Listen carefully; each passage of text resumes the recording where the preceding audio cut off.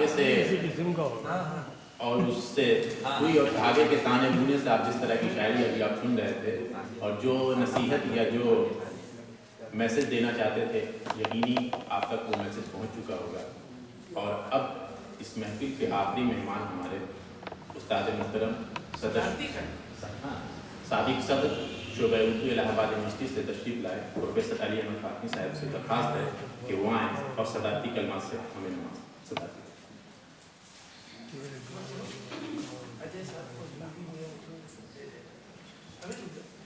बुजुर्गों, दोस्तों, ख़वातीन हज़रात,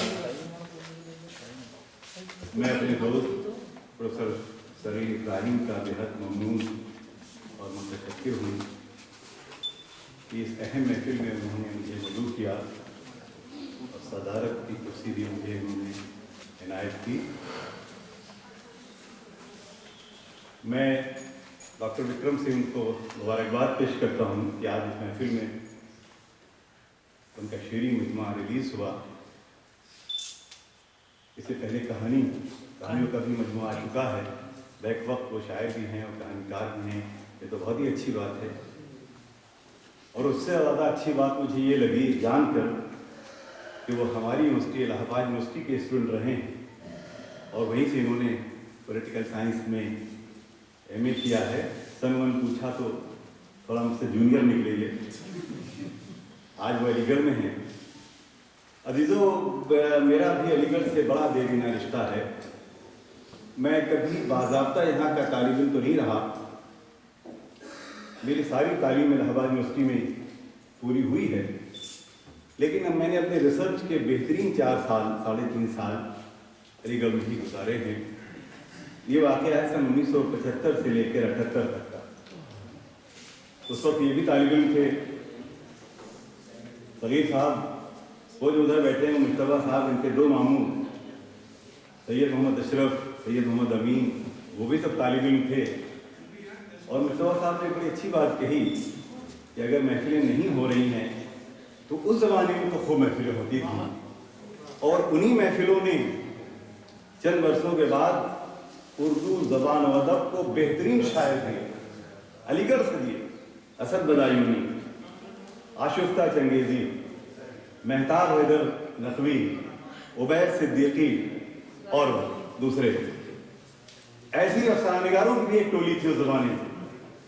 गज़नफ़र, पैगाम आफाकी, सैयद मोहम्मद अशरफ, इब्न कमल, ग़ियासुर रहमान, और हम लोग उनके साथ काजी अब्दुल सत्तार के साथ उठते बैठते थे। शोरा खलील साहब और शहरियार साहब की शमशाद मार्केट हम लोगों का अड्डा हुआ करता था, वहाँ एक टी हाउस।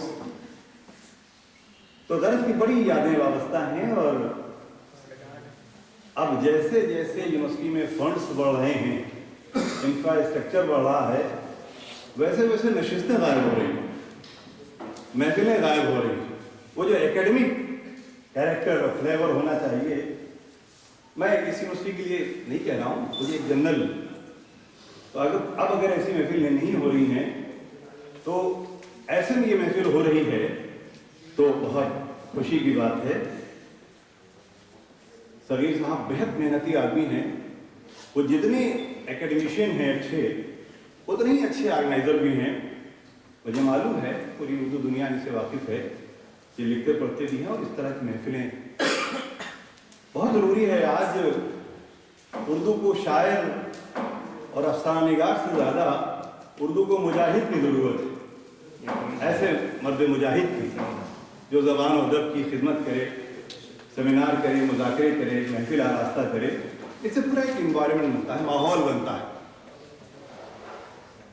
बुजुर्गों ने जो शेर सुनाए उनके बारे में मैं कुछ ज़्यादा नहीं अर्ज़ करूँगा, लेकिन नौजवानों ने जो शेर सुनाए और अपने आशिकाना तजुर्बात जो पेश किए, तो मैं हैरान हूँ कि इस उम्र में इतना बड़ा तजुर्बा। कभी कभी तो लगा कि इंसान का मेरे वालिद का तजुर्बा जाता है।